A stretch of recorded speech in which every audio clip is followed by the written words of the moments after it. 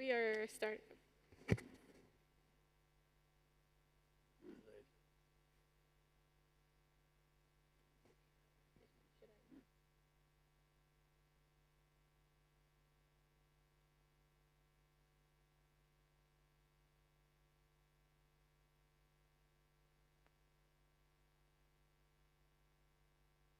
It's way of a chance to see.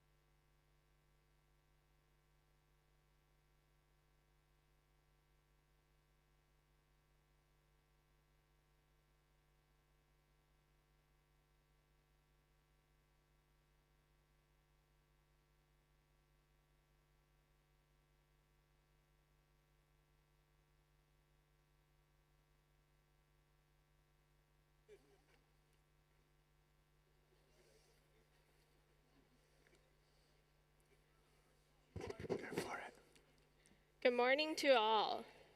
Thank you so much for joining us on this last day of the EPH conference.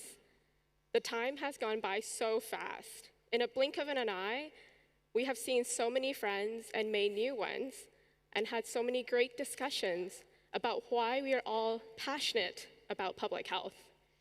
But this has also been the time that we've been able to reflect on the challenges that we face as public health professionals. With that being said, my name is Chen, and this is my co-moderator, John Middleton. Together, on behalf of the Association Schools of Public Health in the European region and the European Health Management Association, we're excited to draw on the topic, sustaining high-quality care, interprofessional training for a clinical and public health workforce. Today, we have a fantastic group of speakers joining us today to provide a balanced perspective on public health and healthcare interprofessional linkages for training of the two workforces as being a critical condition for a well-functioning, responsive, and robust health system. In the opening ceremony, we heard that this topic is not new. It's been a driver of our conversations. We think about this year's conference theme, strengthening health systems, improving population health, and being prepared for the unexpected. The forefront of this discussion is the workforce. As a young public health professional and current PhD student, with my peers every day, we ask ourselves, what is the future of our careers?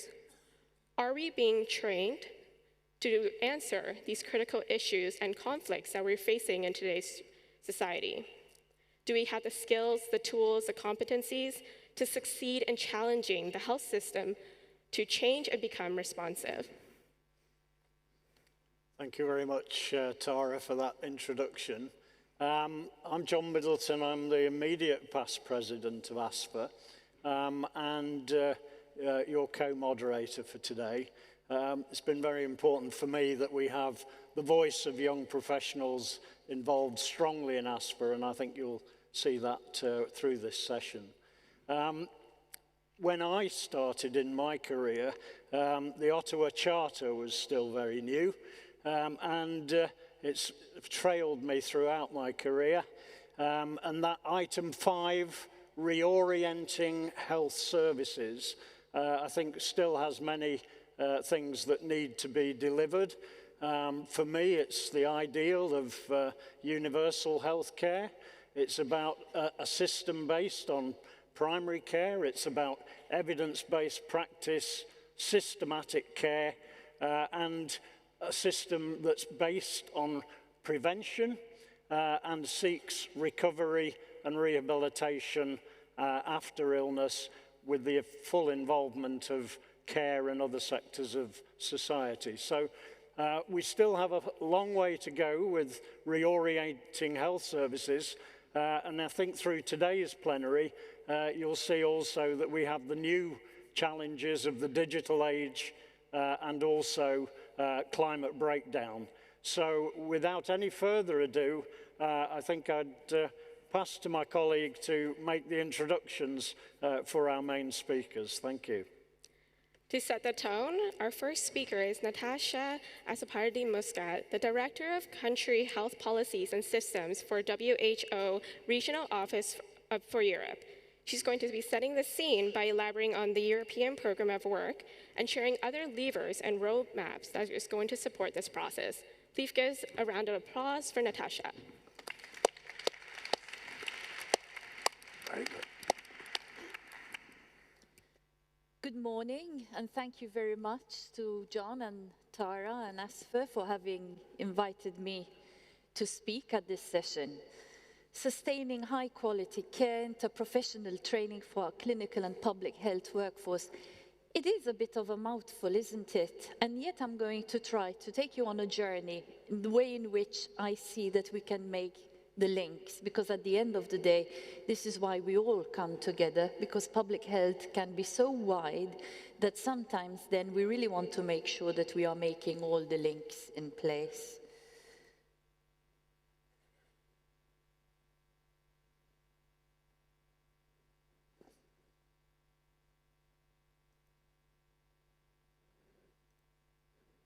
So I thought that I would keep to the main theme of the conference, which is about strengthening health systems, improving population health, and preparing for the unexpected through interprofessional public health training. So what do we mean by this interprofessional public health training, and how is it going to help us to achieve our goal?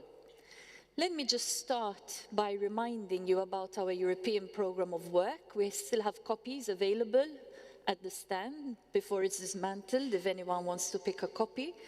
And it's really built around the 3 main pillars of moving towards universal health coverage, because we see this as an ongoing journey more than a destination in itself. Of course, the second pillar, protecting against health emergencies, and we've heard about the myriad health emergencies that are afflicting the European region, a region that up to a few years ago was more or less devoid of public health emergencies on the scale that we are experiencing now, and promoting health and well-being. And in order to focus our attention, we had prioritized what we call 4 flagship areas, which of course are all very important for the public health community, and where we have identified that we have quite a lot of gaps in terms of the training, in terms of the data, in terms of the indicators, in terms of the way we measure progress. Mental health and public mental health, again, it's become a crisis of sorts in the aftermath of the COVID pandemic, because here we're not just talking about the severe mental illness, but we're really talking about promoting mental health and well-being in all of society. Much needed. Digitalization, and here again, we don't see digital as a silo, but we see it as a tool to support and improve public health. Immunization, many sessions have spoken about immunization, and healthy behaviors, incorporating behavioral and cultural insights, and this is a topic that is also being taken forward very much by UFA President Iveta. And I thought that I would start by focusing on quality of care, as is in the title of the presentation, because I think that we have allowed quality as an objective to slide somewhat off the agenda. And we cannot talk about universal health coverage if we ignore quality of care.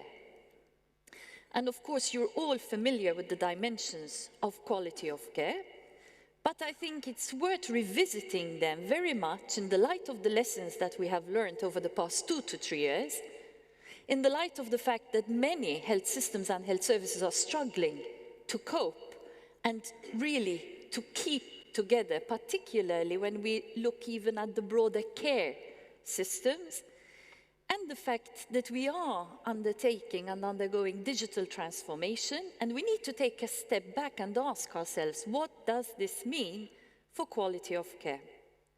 But more fundamentally, and this is, I think, a public health emergency in its own right, we cannot even start to talk about quality of care if we do not have a quantitatively and qualitatively prepared, competent and functioning health workforce.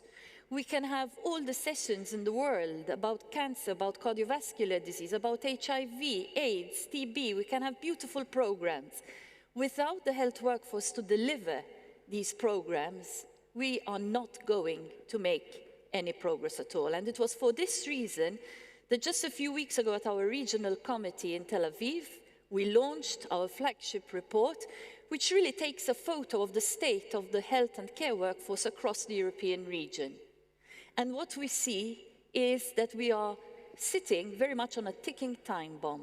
In many countries, the health workforce is aging, and in some areas, and some of the areas where we really need a pipeline, primary healthcare, public health, mental health, we are not being able to fill the positions that need to be filled as the population is aging. We more or less outline 10 areas for action, and of course different countries may have different priorities depending on where they stand. There are 53 profiles, one for every country across the region. And the public health workforce is very much part of the health and care workforce, but what I'm trying to convey today is that working on ensuring that we have a functional, fit-for-purpose health and care workforce is a goal and objective for public health in itself, and it is indeed very sad to note that in many ministries of health, in many institutes of public health, there is a lack of capacity to actually plan, forecast, analyze, and model what the health workforce needs.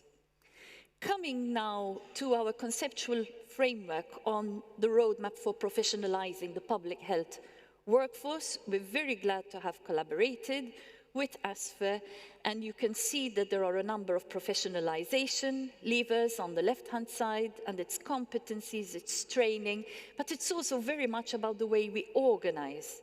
There's the professional credentialing, and very close to my heart, ethics and professional conduct, and how we work together cohesively. And then I think we also need to be very careful that we make a good distinction between the core public health workforce, which is all of us here, and the wider, larger base that we have to draw upon. At one end, our colleagues in clinical practice, they are a large, powerful workforce, and we do not talk to them enough, we do not engage with them enough, and we need to do so far more. On the other hand, and looking forward to our EPH conference next year in Dublin, there's the One Health agenda: environment, food systems, security, and how do we work with these colleagues and ensure that they also have the understanding and the knowledge to take that public health lens as they approach their own professional careers and lives. Because public health and public health work is more and more interdisciplinary. So we focus on our core competencies and skills, but we need to work and create a critical mass and alliances beyond. The COVID pandemic has provided us with a number of opportunities to make new links For example, we worked recently on a policy brief for sustainable and health-promoting tourism, because during the pandemic, we worked very closely with colleagues in the tourism sector. And when one starts just to take the lid of the pot, you can find so much bubbling, and you can find so many opportunities to promote health and well-being and to protect health by looking at it from the lens and perspective, for example, of this sector and this industry. So, in a way, I think we want to inoculate, using a bit of a public health term, the skills, the lenses, the understanding of what we are trying to do across many other sectors. And here in UFA, we started a few years ago, for example, by establishing very good contacts with dentists, with architects, and embracing them into the public health family. And I think this is a process that we need to continue and do more of. Coming to the Berlin statement, I was really glad to see that we see leadership for learning. We know that we still have gaps when it comes to public health leadership, and we need to update also our material. And as we are sitting here, colleagues in Italy at the Istituto Superiore di Sanità are working with us on the first prototype innovative program on European public health leadership for young career professionals, where we try to incorporate the insights we have learned over the past 2 years. We map the gaps, and we also are working very much on the persons themselves, because we also need to ensure that our future workforce doesn't only have the skills and the competencies, but also that emotional intelligence, that resilience, and that recognition that in order to engage the critical mass that we need, it's no longer about telling people, because we are WHO, that's not going to work. It's about working horizontally to build alliances, to engage, to motivate, to persuade, and to bring people on board. And this is altogether a very different skill set. So yes, I think there is a lot to be done to expand our intersectoral work and training, and we need to work to support countries. And my takeaway message, I should have left it for the end because Tara said I will need to have a takeaway message at the end, but I can repeat it, is that today's public health challenges really cannot be tackled with a spearhead, but we need a net that incorporates and brings everyone on board. Thank you very much for giving me the opportunity to be with you today.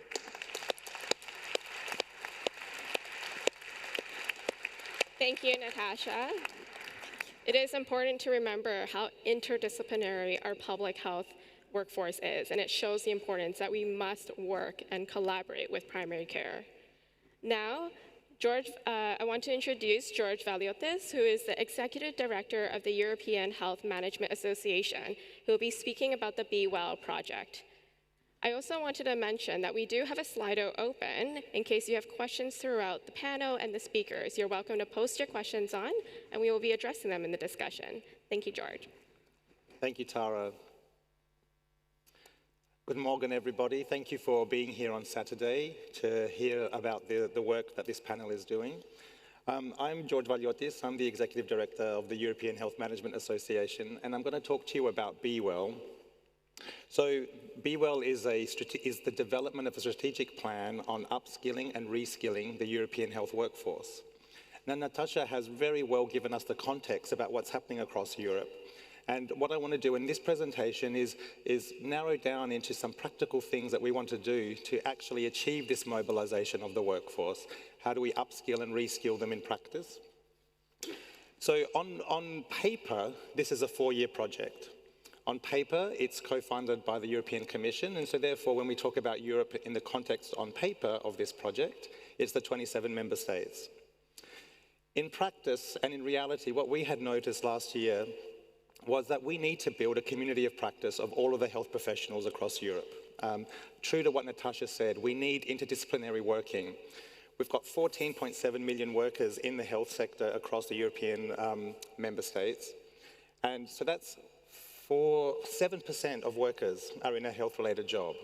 So with this large workforce, how can we collectively look at all of these occupations? So we're talking about nurses and doctors and pharmacists and health managers and any people in public health, anybody in the health sphere. How do we collectively look at this problem and say, collectively, we need to strategize? And that's the answer that BWell's looking to make. So ultimately, we'll develop a strategic plan, and the strategic plan will be targeting local, regional, national, and the European level. We want this to be something that people can implement. I'll walk you through some of the elements of the plan. As I mentioned, we've just started this work, and it's a 4-year project, and as part of a much bigger movement.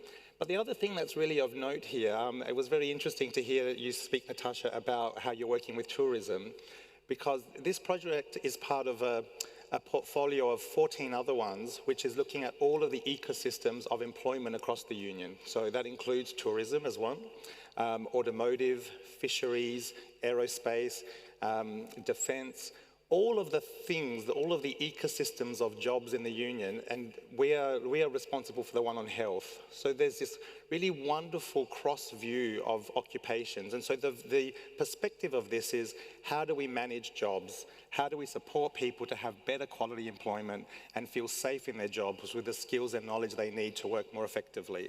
Of course, we're dealing with the problems at hand. We're not able to create new resources here in terms of growing the workforce. That's the job of other work. But for us, thinking of what we currently have, how can we make the best use of that? So, the ultimate goal is to prepare the health workforce for future challenges. And again, they've been well described in this conference, and we all know them. So how do you create a strategy to give people the technical skills to be able to deal with the perma-crisis that we find ourselves in, since we're dealing with the unknown? We've got 3 features to this. Well, in fact, there's many more, but the ones I want to highlight to you is upskilling and reskilling of the existing workforce is one part. People currently in jobs, what are new competencies they need? And it will be competency aligned. These are not just informal trainings, but looking at both micro-credentials and formal qualifications at various levels across the European qualifications framework. We're also identifying emerging professions. So as the world rapidly changes, what are the new jobs that we hadn't yet thought of that we need to create from scratch? How do we make sure they're properly qualified and competent to do the work that's needed? And a big part will be green and digital skills. Again, digital's been well defined. So we want to make sure people have those technical skills and how to manage data, and how to manage patient engagement with data, and all the new digital infrastructure that comes in. So as much as we're working with health professionals, we're also working with industry to make sure that we're aligned in what are the new technologies that are coming, how can we learn about them and develop them together so that we have the skills that can make the best use of the technologies at hand. At the same time, we've talked a lot about green skills and a lot about climate change, and I attended several sessions that spoke to that were alarming. And for me, they're alarming because I work in health management, and I think, how do we give the technical skills to workers to be able to do their jobs differently that has less environmental impact? What are the competencies that people need for greener skills across the whole workforce, no matter what the occupation is? So these are 2 of the dimensions that are quite significant in this project. We have 29 core partners, both full partners and associate partners, and I want to show you all of them so you can understand that we're needing to think very broadly. I think you will recognize a lot of the logos. So these are the people that came together to define this project, and there's a lot more that are coming along with us as well. But if I start with them, you'll see KU Leuven. I hope a lot of you attended their session at 9 a.m. this morning on the workforce. We also have several other universities, so you'll see academia is well reflected there. Public health partners like EuroHealthNet have been a core part of shaping this project, so public health is well represented. The professions you'll also see there, nurses and doctors and pharmacists, and you'll also see health management, of course, through EHMA. You see the WHO Observatory on Health Systems and Policies, so we have a very good link there. And also the unions that protect the rights of workers, so we can make sure that we're working in a way that respects their legal rights and supports their broader voice. So this, and of course the VET, or vocational education and training providers, and the universities, to make sure that the processes that we use are appropriately accredited. This diversity is fundamental because I've described already, the workforce is massive and we want to have everyone involved. So to do this successfully, we're using a value-based approach. You can see the ones I want to focus on here are intersectorality, inclusiveness and diversity, and collaboration. We know that in order to create a strategy that can actually be directly implemented, that is useful and not just interesting, we need to have this way of working. We do need it to be adopted, and in order for that to happen, we're going to be consulting very widely. So the logos I showed you are the people that have been involved at the conception, but over the next year, as we develop the strategic plan, we want to consult very broadly. You'll see a public survey will be launched in the coming months so that you can have a chance to feed into that. And we have several other consultation exercises. I think a lot of you have also spoken to me and my team here at the conference. So if you see any opportunity, as I present any of this, if you think there's something you're not properly understanding about public health, then let us know so we can make sure that that's factored. So just to give you some of the structure, one of the main things we're starting with is skills intelligence. We're wanting to make sure that we are mapping and understanding what we mean by green and digital skills. We want to really look at a mapping of what the actual professions are by listing them out. A bit like the slide you saw Natasha show, we want to go into even more detail of that. What are the emerging occupations? As we have developed that, that then feeds into the qualification matrices. So we're, again, as I said, building them to be technically aligned. And then we'll develop the curriculum to, in fact, deliver training as part of this project. So we're in the first year now, we're drafting the strategy. We'll launch the draft strategy at the EHMA conference in June next year. And then you can all consult on the draft strategy. And while that draft strategy is existing and being consulted on, you can see right next to it the qualification matrices and the curriculums being developed. And then we're actually piloting training. So all the university partners and the VET partners that I showed you before will be teaching these new qualifications and accrediting learners with these new skills. The outcomes of that, the learning of that will feed in. The public surveying that I've described will feed in. And then that will strengthen the strategy, which we will relaunch at the end of the 4-year period.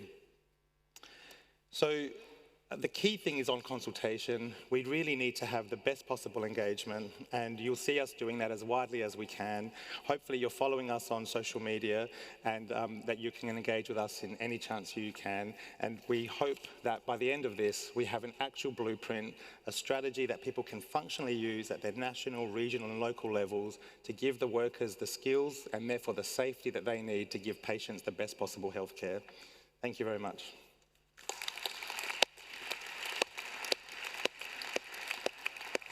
Thank you, George. As someone who is in this future public health workforce, it's really great to see these kind of roadmaps being created. Now we want to hear from our amazing panelists. Our first panelist is Fatai Ogunlayi from the Public Health Specialty Register at the UK and Health Security Agency. Fatai? Can you hear me? Fantastic, thank you, and thank you for the invitation to be amongst this amazing panel. So my name is Fatai Ogunlayi, and I am a public health registrar with the UK Faculty of Public Health, although I also have a number of hats on. My brief today is to share some of the work that I've been doing with the WHO Global Headquarters and Partners Organization in terms of how do we strengthen the public health workforce for now and for the future. Before I get into the detail, I'm going to borrow from a fantastic talk I heard from one of my colleagues around behavioral insight. So I'm going to lead in with the call to action. So as I go through the next 5 minutes or 6 minutes, keep this into your mind because there's a momentum building behind the roadmap. It was launched in May 2022, so not that long ago, which was attended by over 1,000 delegates, or at least 1,000 delegates registered to attend. And since then, there's been translation in Chinese, in French, in Spanish, as well as English. Accessibility, hopefully, is not an issue. And we've had endorsement from over 50 National Public Health Institutes and School of Public Health, up until the end of September, and that number is growing rapidly. I'm saying this because as you're sitting there, I want you to think about when you get back to base, when you get back to your respective organizations, the question you need to be asking is, as we are working to develop and strengthen our public health workforce, how can we align with the global initiative that's going on? And I'll come back to that call to action again later on. Hopefully this works. Fantastic. So if we think about the details behind this, and we will have heard this a lot in the last few days, some of the lessons that's been learned from COVID. And one of them is the reminder of how interconnected, and our amazing speakers already touched on this as part of their talk, how interconnected the system that we are in, be it the social, the environmental, the political. We know how much influence that can have on the health system. Interconnected, and COVID has really highlighted the weaknesses in our health systems globally. So this is not a case of the low middle income countries are the ones that are not quite ready. It's globally, we all experience the weaknesses in our health system with the pandemic. And so for us to be able to respond to public health challenges of the here and now and in the future, we need to think about how do we, in an interprofessional way, how do we strengthen the workforce that takes into account the various professions that are responsible for delivering the essential public health functions. So if we then move on into what is the vision of this roadmap. So this is an initiative that's coordinated by WHO headquarters, but led by various partners, and ASPHER, the Association of School of Public Health in Europe being one of them, ASPHER, School of Public Health in Africa, IANFI, a whole range, and you can see some of the logos on the slide at the bottom there, a whole range of partners who are leading this. And there is, how do we strengthen the workforce to be able to deliver those essential public health functions, which, as the definition says, they are the indispensable set of actions that are fundamental to achieving the goals of public health. So how do we do that? And how do we orientate our training so that we give the workforce the right skills, the right abilities, competencies to be able to deliver those in a way that recognizes, and I love the analogy of casting the net, that recognizes that the public health workforce isn't just the public health specialists or the practitioners. What about the wider workforce, the allied health professionals that you talked about, George? Those working in transport, those working in education. How do we cast the net in such a way that recognizes that if we want to deliver better health for the population, it's going to be a collective effort? So moving on to the next slide. And what the roadmap does is recognizes 3 key action areas. The first one is the importance of looking at this from the lens of those essential public health functions. How do we break those down into their sub-functions? And what do they even mean? What are the services that's linked to those functions? What are the enablers that's linked to those?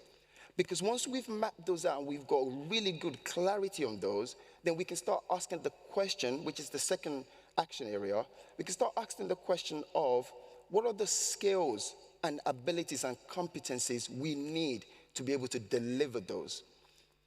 And with those two, then we can really get into the conversation around where are the gaps. So we know what the essential public health functions are. We know what the skills and the competencies that's needed to deliver those. Where do we have gaps? Where do we have priorities?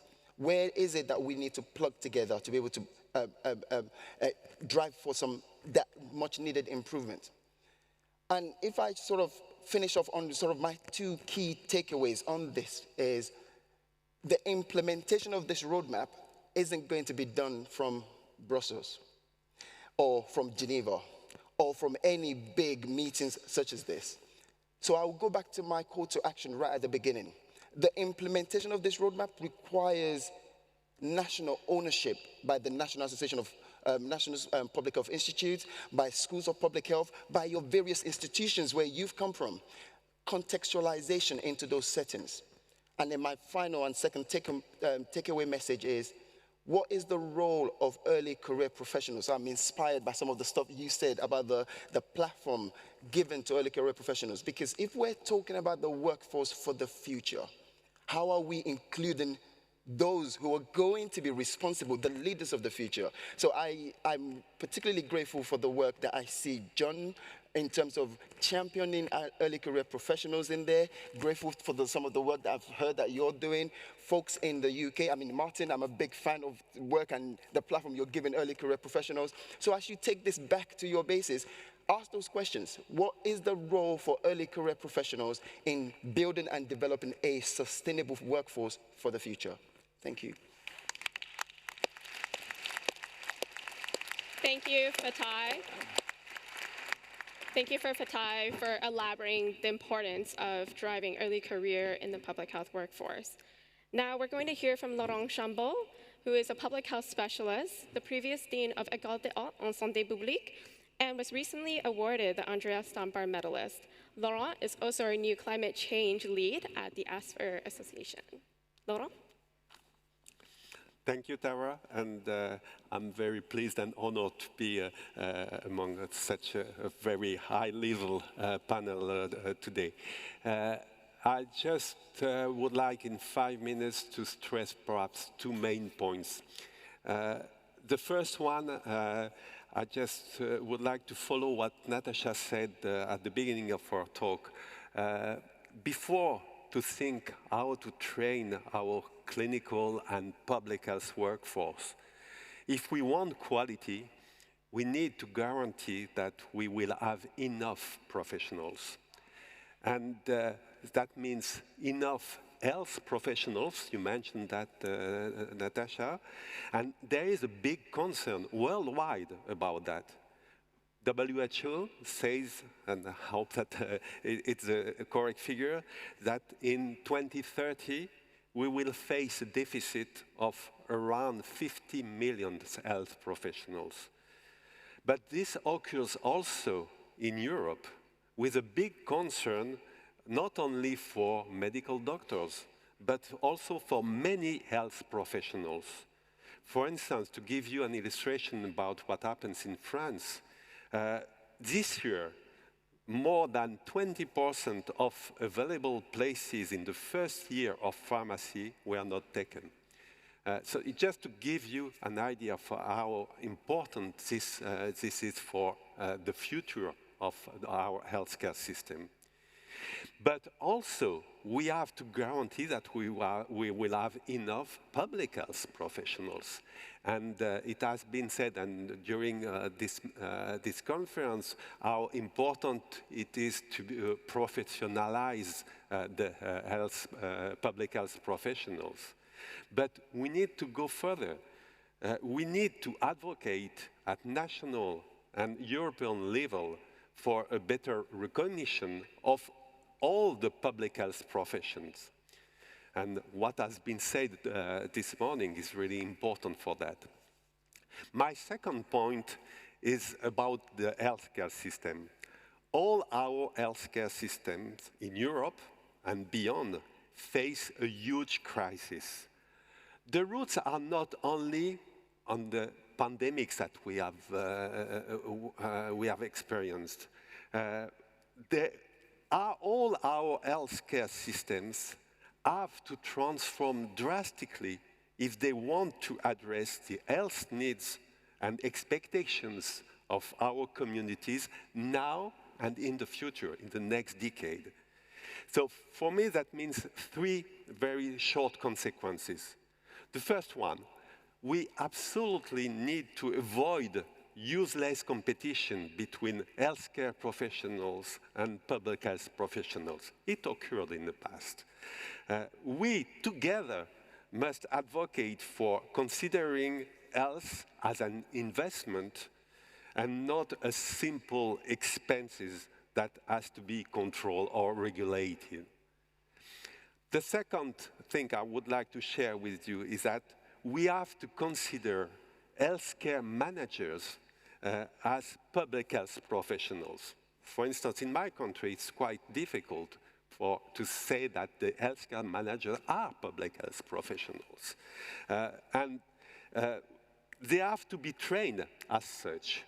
They have also to participate in designing and setting up new organizations at different levels turn to quality, of course, but also open to sustaining health promotion and prevention. And finally, we have to develop common basis, common roots between professional and academics to face the main challenges in front of us.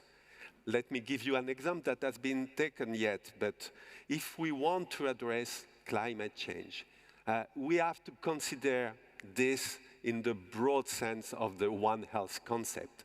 What does it mean? It means that we have to work together, public health professionals, health professionals, people coming from agriculture, vets, and so on.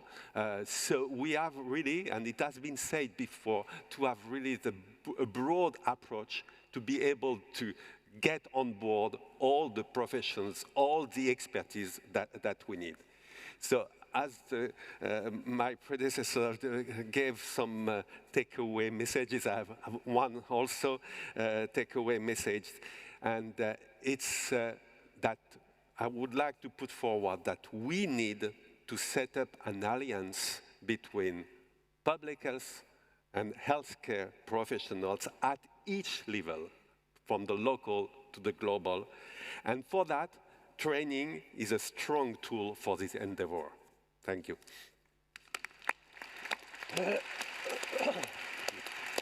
Thank you, Laurent. It really shows that everything and everywhere is public health. Our last panelist is Anett Ruszanov, the Director of Policy and Programs of the European Health Management Association, who will be elaborating a bit more about George's presentation earlier on how we can actually take this idea and implement it. Anett? Me? Yeah. Indeed, I will refer back to the upskilling and reskilling strategy that George talked about. And I will explain how this will land on the ground, how we will roll it out on, at national and regional levels, because this is where we will create impact. So this is where upskilling and reskilling will really happen. And to do so, we will launch a large-scale partnership within the Pact for Skills. Perhaps many of you already heard about the Pact for Skills. This is a multi-stakeholder engagement model within the European Skills Agenda 2020. The Pact for Skills will celebrate its second anniversary this year. And the idea is that those 14 industrial ecosystems that George mentioned, which are part of the European Industrial Strategy, each of them would have at least one large-scale partnership. And ours will be the first one in, under the health ecosystem. The 13th of December will mark the official launch of this partnership, so save the date already in your diaries. And after that, in the course of 2023, which will be the European Year of Skills, we will develop and shape the services and the structure of this partnership. So we will leverage this extra layer of promotion and brighter spotlight on skills to increase the visibility of skill needs in the sector and also reduce the existing skills mismatches. The Pact for Skills offers 3 types of services. One is networking, so bringing people together and connecting people, exchange of knowledge, and advice on funding services. So intelligence on where people at national, regional level, interested stakeholders can find funding opportunities to realize their upskilling and reskilling ambitions. Having heard this plan, 2 questions may arise. One is what the commitment to this partnership will be, and second, and perhaps more important, how can you be part of it?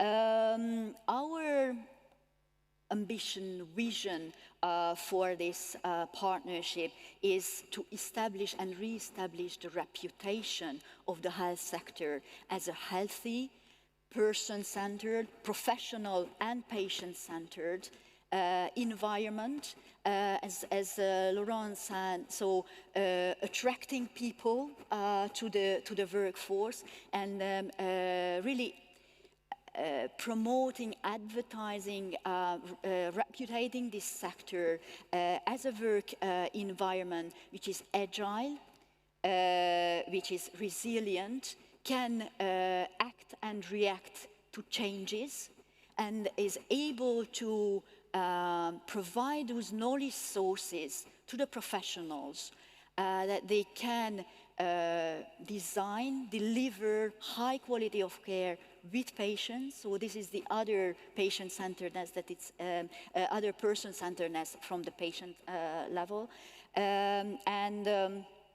The training they receive, the knowledge they receive, will help them to reduce the workload, so make their life easier in work. We don't just offer all kinds of trainings, but those that will make work more efficient, more effective, and reduce stress level. So this is how we would like to make the sector more appealing, more attractive to healthcare professionals. And for that, we will target, as George said, digital and green skills, interdisciplinary skills for better integration of care, soft skills, communication skills, engagement skills, leadership, advocacy, and entrepreneurial skills to make sure that the healthcare professionals are able to innovate and adopt innovation, because this enormous amount of innovation is emerging in the health sector. So as I promised, last but not least of all, I will also explain how you can be part of it. So this large-scale partnership is open and will be open to interested actors, European organizations, national or regional organizations, partnerships in working in ecosystem already.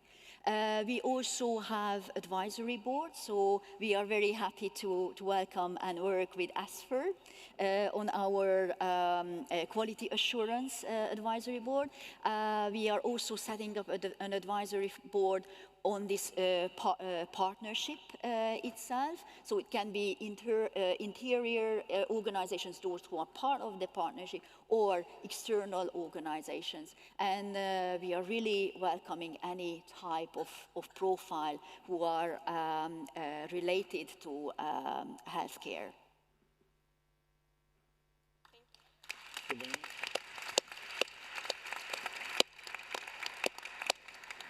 Okay, so Tara's telling me I've got to do some work now. So I'm just going to introduce the questions, and Tara's scanning the Slido to see if there are questions from the audience. But I think Laurent has raised the really big challenge that, to be fair, we didn't ask our keynote speakers to address, but nevertheless, I think it's a really crucial question. So I'm going to ask George, put him on the spot a bit. Where are we going to get this job market? Where are the workers who can fill these roles that we're looking for? Are there any other insights from EHMA that we can look at for that? Project. Yes, it's an important question, and obviously in the BWell project we're limited to just the existing workforce and emerging occupations. It doesn't excuse the field of what do we do to grow the sector. And so we're also separately involved in another joint action that will launch soon on mapping and growing the workforce. Of course, you know, EHMA is an association of health management, so we're membership-led. We're not decision makers. We're not able to generate the funding, but we do generate the question and the pressure to say we do need to grow the workforce. I think that the BWell project can play an important role in that, in really explaining what the limits are of what we have, that we can't magically make everything better with what we have. here's what we can achieve, but we can use that to make a call for growing a workforce. Now, those calls are made at local levels. In Europe, there's a lot of mechanisms you can also channel. So I would say, John, that our limit would be through the BWell project would be that approach. Thank you. Thank you so much. There's a lot of questions, that's why I'm looking at my phone. But I actually wanted to touch with Natasha and Anett. Right now, as early career professionals that are entering the workforce, we're getting demotivated to be still in public health or primary care. A lot of physicians are thinking of leading, or nurses, or public health professionals. A lot of my colleagues that I study with, they left public health. How do we address this in the roadmaps that you've introduced? Is it going fast enough? Thank you, Tara, for raising that. And I think when I said that there are 10 actions that we are promoting in our report, one of them is actually about retaining the current workforce, because there is one thing to look at growing the future workforce, but here and now we are concerned about retaining the current workforce. I don't think that enough has been done yet to understand systematically why people are leaving, because we have different age cohorts. You have mentioned the younger ones, but sometimes also we see that older professions with experience are leaving too. But coming back to public health, I think public health has been through a very, very challenging 2.5, 3 years. And during this period, it is possible that for younger persons, they have not really known professional life outside the framework of working within this pandemic, which has been very, very difficult, where people have been personally targeted, particularly if they were trying to introduce protective measures, to lobby for vaccination. And younger persons might have just felt, you know, this is all too much. They are professionals, they compare their work-life balance with other professional colleagues and networks who are working in finance, in IT, and it just doesn't add up. They feel that they are working all the time. Sometimes there is lack of clarity of scope and purpose, and for me this is always the danger with saying that public health is everything and everyone can do public health. And I keep coming back to the fact that we are the public health workforce, but we need to engage with others, not make everyone the public health workforce, because then when it becomes too diffuse, too dilute, people no longer know what they're meant to be doing in their day job. And I think that this is a danger. So I would summarize my concern from talking to young people, from talking to groups, as being partly it's the strain of the past years, partly it's perhaps lack of attractive salary conditions, partly it's work-life balance, and partly it's also lack of clarity of scope and how their work is making a difference. And clearly, we've got to do more. I fully agree with Natasha indeed, that these are the difficulties of workforce retention. And this is why I said that the ambition or the vision, the commitment of this partnership is to make the sector attractive. So offer those trainings that can retain people, not making them even more afraid or even more distant from this sector, but somewhere where they can thrive, that they can have opportunities. And it's not only the young workforce, it's also those who are more seniors, those who have already worked for several years in the sector. So when we are planning these upskilling and reskilling actions, indeed we have to take into account and be mindful of the context that we are navigating in, which is exhaustion, which is kind of disappointment or competencies or not really sure, is it where I want to be? Because indeed I have to work long hours, my salary might not be at the same level, I might not have the same recognition in societal recognition for my work. And then people are already leaving the labor market, so there are fewer healthcare professionals for more patients because we are living in an aging population where the workforce is also aging, so we are fewer to provide care for more patients. So this is the kind of imbalances that we have to be mindful about when we ask them to do even more training, right? And upskill their existing skills. So rightfully and well chosen competency skills that we will really have to carefully select, I think. Thank you. I have a question for Laurent, really, as a former dean of a public health national school. How do we fit this new curriculum of climate change and digital health? How do we find space in our educational programs to manage these new requirements and many more, of course? Thanks for the question, John. I'm no longer the dean of the School of Public Health, so it will be for my successor. But perhaps just two ways to answer to that. The first one is that anyway, these very broad challenges will have to be prioritized everywhere, not only in the School of Public Health. And I think that we need, and it's also that what I've said with this very broad approach, even if I recognize that we need also to focus to what public health will bring. But I think it's really important that all the people who are in a situation of responsibility will be able to have some basic knowledge about that. For instance, in France, we have set up together some basic course for all the high-level civil servants about what are the challenges of climate change and the impact on health. And I think it's something that we have to share with the others. And looking at what happens in the School of Public Health, I think it's a question of priority. I'm quite sure that if we want, we are able to say that there are some challenges that we have to address, and that we have to set up some trainings and some research for such challenges. So it's really a question of the priority of each school.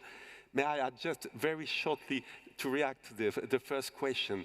I think we have done a lot on trying to attract healthcare professionals and public health professionals. But there is also one question, is what is the responsibility of our policymakers on that? And I think it's really something that we have to address, that with looking at what happened to the pandemics, but not only looking at what will be the challenges for the future, how the policymakers will make the health a top priority. Thank you. I'm mindful of time, so I just wanted, in 1 minute, Fatai, with your many hats in the UK, how do you think we can better advocate for investment for public and healthcare workforces within a political perspective? Thank you. Oh, that's a tough question, isn't it? So I think there's a need to recognize that whilst our profession is about looking after the health of the population, within that population is the workforce. So what are we doing in terms of the well-being of our workforce? I have a particular memory of one night having to deal with monkeypox, COVID, and avian flu, with no one checking how have I done the following day. So before we even get to the stage of advocating amongst political, and yes, we do need to do that, what are we doing as a professional body, as public health people, to make sure we're looking after that workforce, get our house in order, and then we can go out there and start talking to other people as well. So that's what I would say in my short 1 minute. Thank you. How are we doing for questions? Conclusion. So let's see what we have on our list of questions for people. I'm going to ask Natasha, I think, can you say a bit more about how you want to work with the young leaders, the leaders of tomorrow, to implement some of the programs and in the roadmaps and what we've talked about today? Thank you, John, for that. Actually, just 2 weeks ago, we had the first ever youth engagement event organized by WHO Europe in Tirana, where we brought youth there to start working with us on what we are doing. Followed a week later in Greece, where we had the Mental Health Week, and again, we had a number of young people who we've invited now because some of them are persons with lived experience of mental health, others are working in the sector. We've invited them into our coalition because the solutions that we know about are not going to fix the problems of today and tomorrow. So we really need to think in this very challenging and complex environment to come up with new and different ideas. And we hope that young people will be able to start feeling that they are shaping the work environment that they want to be working in. I don't know if that's clear enough. Thank you. Hey, one more question? Might be out of time. Okay. Thank you for that round of questions. We now need to make some conclusions and let you all get a coffee break or something. I'd just like to say I think it's been a splendid session and some really positive and concrete proposals that work that's going on that we've heard from Natasha. I see a real coherence about the programs that from the program of work through the specifics of competence and professionalisation in public health, and they also are very complementary to the global work that's being undertaken in WHO Geneva. I do commend that roadmap and the action plan to you. I think one really important aspect that brings together the healthcare and the public health workforce issues is the essential public health functions that Fatai talked about. The new list, if you like, the new WHO list includes two, which are specifically around healthcare, and one is about equity of access. The other one is about quality of care, in which things like clinical audit and applied epidemiology of care are key elements, I would say. So I think we have the building blocks through which to grow both a better healthcare and public health workforce. None of what people have described here today makes our jobs any easier, but it should make them better. And I do think that what you've heard should give you some inspiration to take away, and some concrete leads to work with Anett and Fatai and George and Natasha.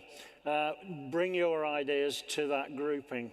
And I would say that, you know, again, I think Laurent mentioned, it's been too long where healthcare has competed with public health. You know, the pandemic has shown us a need for absolute partnership and collaboration between clinical and public health disciplines. It seems to me that very finally, Laurent again mentioned the need for politicians to really take seriously the idea of health as an economic good and the growth and development of health and care and public health jobs as an economic good in itself. You know, at the moment, politicians, decision makers say they value health, but we can't go plundering the workforces of third world countries for our workforce. We have to grow our own, and we have to grow it from grassroots. We have to go back to 14 to 19-year-olds, actually make health a valued commodity for the people who can work in it, and that means serious investment from our politicians and health systems. And finally, of course, valuing healthcare means supporting the people in it, not just the occupational health, if you like. We can't treat health and care workers as if they're just in a vocation. They have to be properly rewarded and remunerated and have decent conditions in which to work in and a decent future and a career prospect. So those are my main messages, I think, from today. But I'm going to leave the final words to Tara. No, and thank you so much, everybody, for joining us today and even giving a spotlight for someone like me to be up here moderating this session. It does give us hope that, you know, with our identity as a public health profession or healthcare worker, that there is something special about being in public health right now. We do want to we are prepared for the unexpected. We can see that coming out of the COVID-19 pandemic, but it's now how do we take these action plans into fruition, into actual actions where we feel as coming into this workforce that we are being treated right, we are getting our voices heard, the power imbalances are disappearing. Thank you so much, everybody, for joining us today. We are so happy to be here.